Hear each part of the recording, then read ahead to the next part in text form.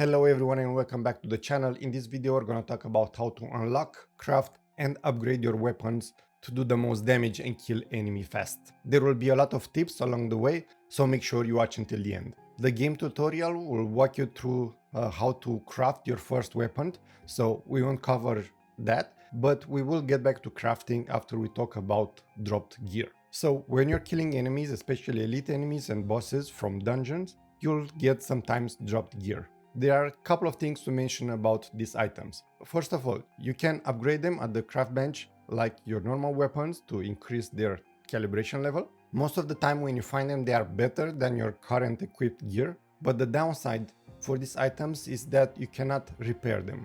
Once their durability reaches 0, you can just scrap them for parts. So make sure that you don't invest that much in increasing their calibration level, and we'll talk about that in a moment. So in order to craft weapons, you'll need to unlock the gear workbench.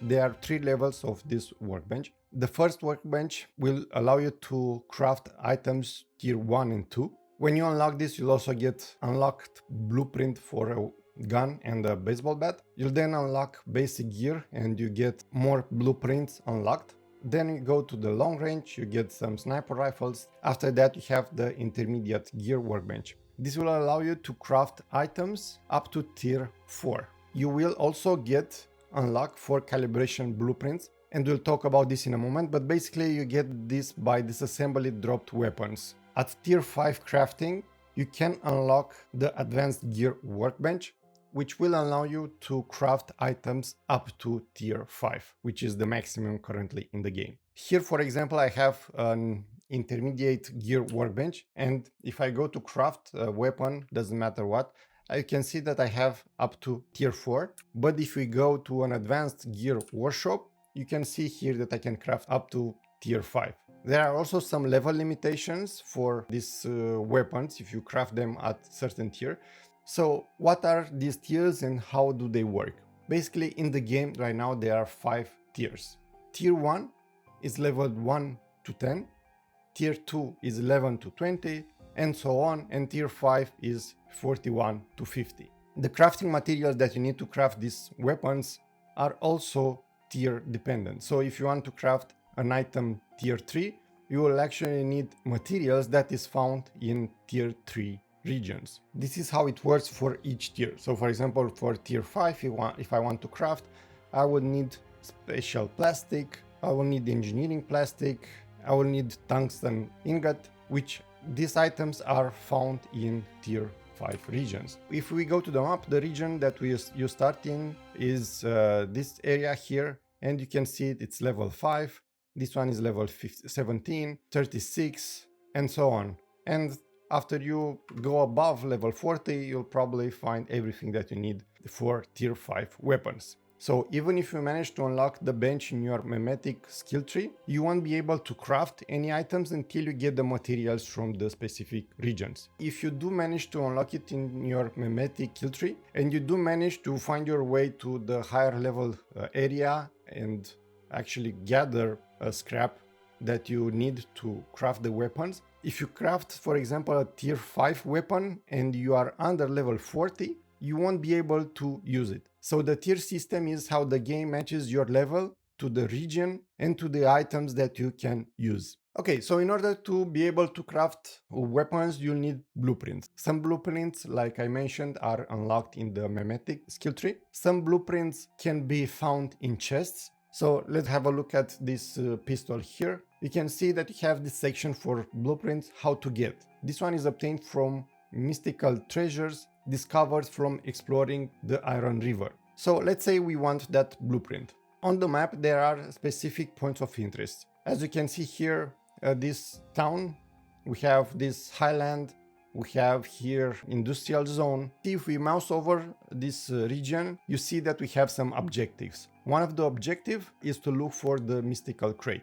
So basically, if we go to this area and we find the crate, then we will be able to get one gear blueprint. I recommend that anytime you are close to one of these areas, go and look for the mystical crate.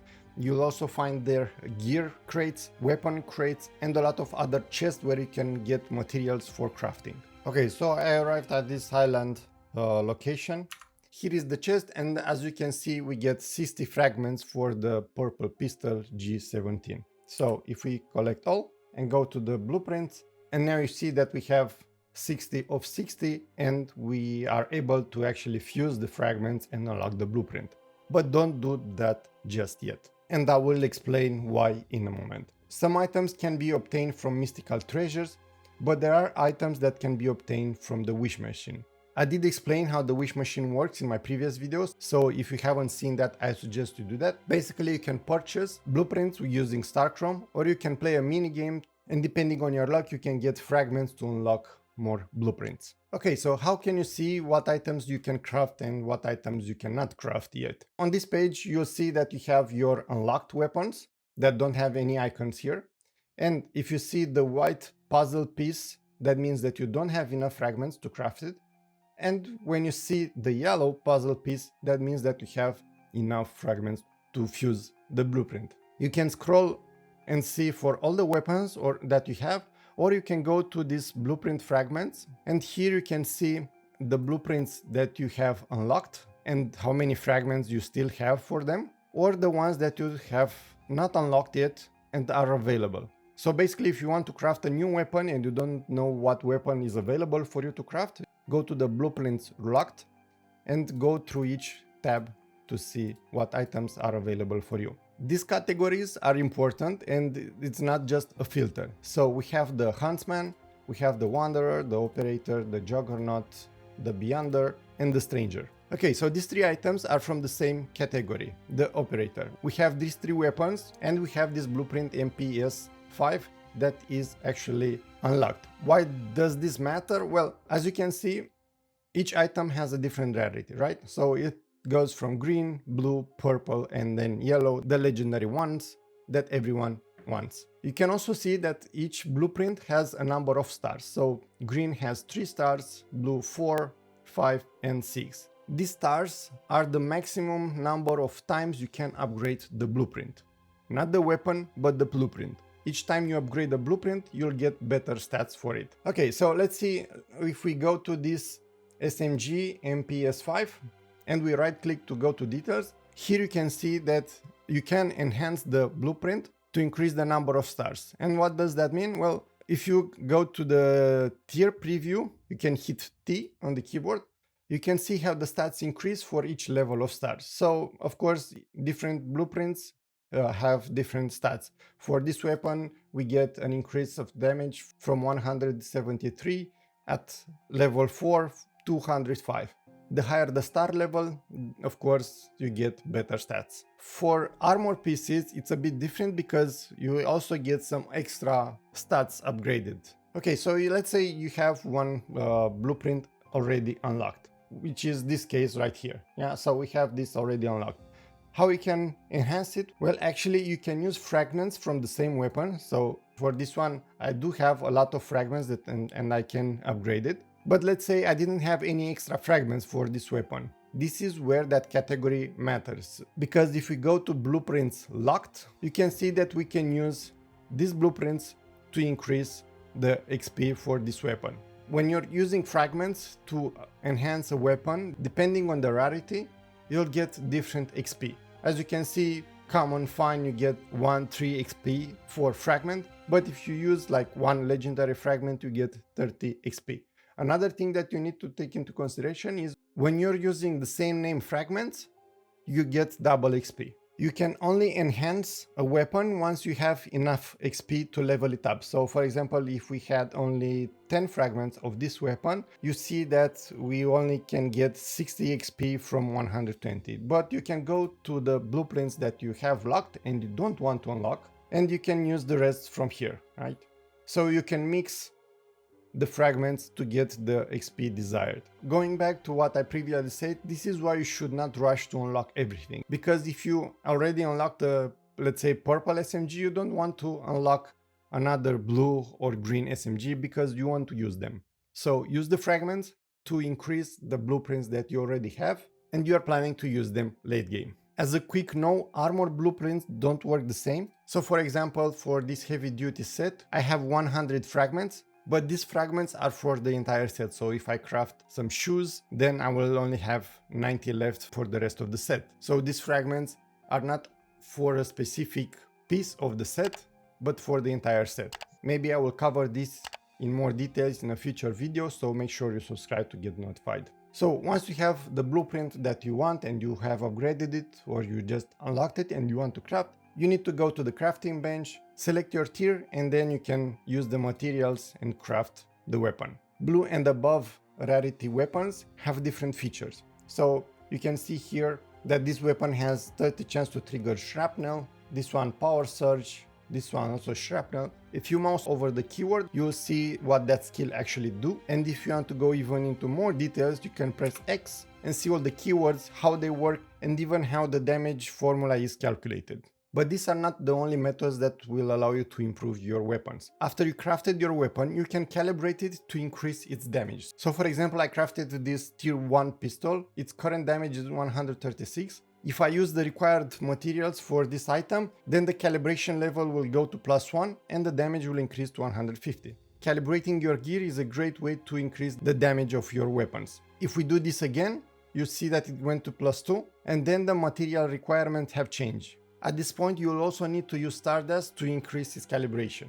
An important note here, Stardust is an endgame resource. So make sure that you don't waste it early to mid-game. I would recommend not to spend it into calibration until you are level 40, but if you really want to do it, well, you can do it. There are 3 more things that you need to know about calibration.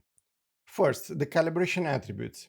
As you can see, when the weapon calibration level reaches 4, 7 and 10, you can activate additional calibration attributes. That means if we get this to +4, we get this stability +12 and this range +6. These 2 attributes, as you can see, they are locked, and they are locked because the weapon is low tier. This weapon is tier 1 and I can only calibrate it up to level 4. This one is the same weapon at tier 2 and I can still only calibrate it to +4. But if we go to a tier 3 weapon, you can see that the maximum calibration level is 7. So I crafted the green one on purpose for you to see that it's not about the rarity of the weapon, but the tier level. So tier 1 and tier 2 can be calibrated up to calibration level 4. Tier 3 and tier 4 can be calibrated up to level 7. And you can see here that I have a tier 5 weapon that can be calibrated up to level 10.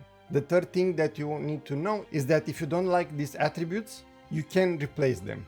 In order to do that, you need calibration blueprints. Well, how do you get those calibration blueprints? I mentioned at the beginning of this video that when you are killing elite enemies or bosses, you have a chance to get dropped gear. Some dropped gear have an extra icon, like you see over here. That means that you can extract a blueprint from that item.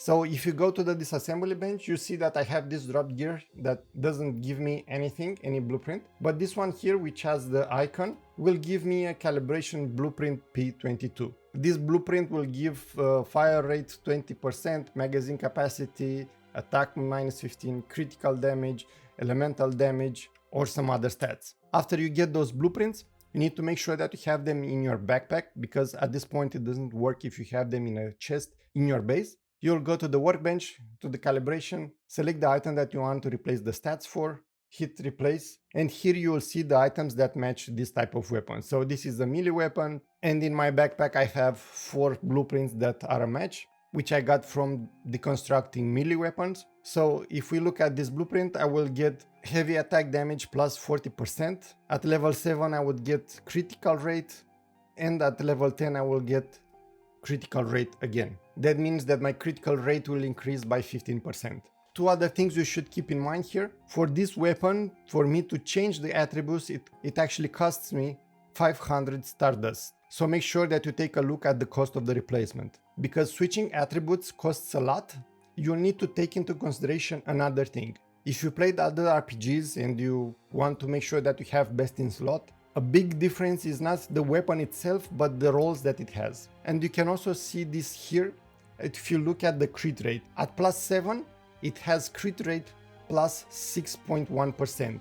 The range for this attribute to roll is from 4.8 to 6.4%. So 6.1 is a really good roll. The same with the 9%. It has close to the upper limit of the possible crit rate. Why does that matter? Because If you want best in slot for the endgame, and if you had a blueprint that had 4.8% and 7.2% crit rate increase, that will mean that you will get lower stats than the maximum available. So if you want to get the best attributes, make sure that you at least take note of this information. Okay, so you unlocked the blueprint, you increased the stats for your blueprint, you crafted the item, you calibrated the item. What else can you do to increase its damage? Some other things that you can do to increase its damage is to add mods and accessories. So if we right click on the item, you can see that we have 3 tabs here. First of all, mods. By now you probably used mods on your gear. You can equip it and you get some extra bonuses. But let's dive deeper into this topic. First of all, mods like weapons also come in different rarities. Here I have green, blue, purple, and some yellow legendary mods. Each mod has a core effect and attribute effects. Core mods can have basic stats like crit rate or status damage or weapon damage, but they can also come with good improvement to your weapon skills. As you can see here, the last valor has 4% to trigger shrapnel, so this is the weapon skill that I should focus on improving. And some mods can have some additional benefits to your weapon skills, so make sure that you use mods that increases your weapon skill. Another thing you should know is that the higher the rarity of the mod, the more attributes effects it has. So for example, a green one has only 1 attribute, a blue mod has 2 attributes, purple has 3, and legendary has 4 attributes.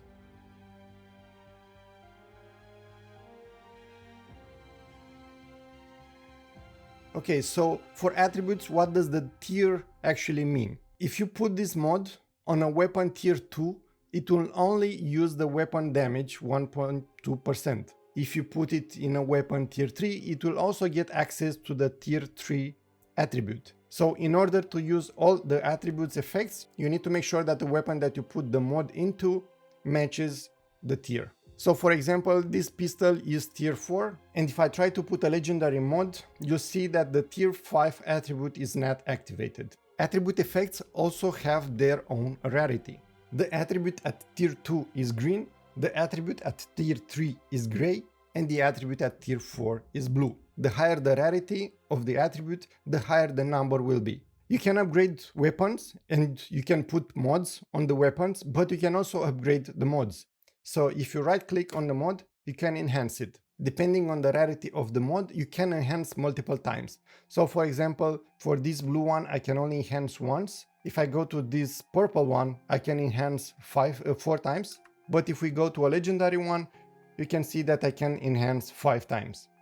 Enhancing costs energy link and also costs weapon mods parts. So if you want to enhance a mod, you just hold F and then a random attribute will be enhanced, and you can do it again and another attribute will be enhanced. Of course, if you get a mod that has better attributes effects rarity, it's easier to get better numbers, and maybe you can get a legendary mod which has 4 legendary attributes effects. Okay, so how do you get mod parts? Well, that's easy. You need actually to deconstruct mods. So you can mark them for scrap in this window here by pressing X. I'm not gonna use any purple mods. Let's say I don't want to use these mods and I want to get rid of them. I go to this assembly bench, and if I go to mods, this one will be already selected because I marked them in the other menu, and you can select additional mods and you can see the output here. I will get 150 weapon parts and armor parts. Another way you can increase the stats of your weapon is by actually using accessories. So if you go to accessories,